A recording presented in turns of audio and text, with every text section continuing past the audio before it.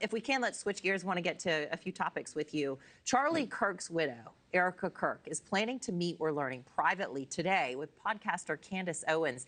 Now, Erika Kirk last week publicly criticized this ongoing alleged conspiracy claims about her husband's killing, including those being made by Candace Owens. Steve, what do you think comes of this meeting, and are you surprised that the two are actually going to meet face-to-face? It's a fascinating development, I have to say.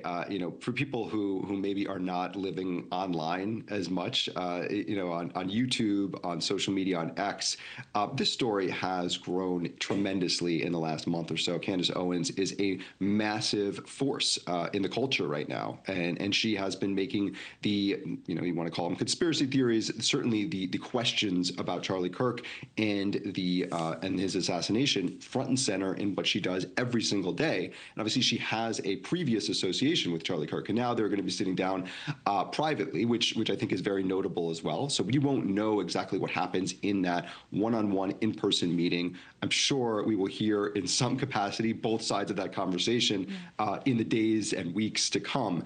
But I think that there's a real effort right now by Erika Kirk to try to, as she said in that CBS sit down that she did, stop. To tell Candace Owens, to tell others who are focusing on aspects of this assassination investigation into the forthcoming trial, it's just the day-to-day of asking these sorts of questions to stop, to let the process play out, to let people grieve, to let people mourn, and to honor his legacy. There's AmFest coming up, which is a gigantic turning point event, the first since Charlie Kirk's assassination. That's beginning this weekend.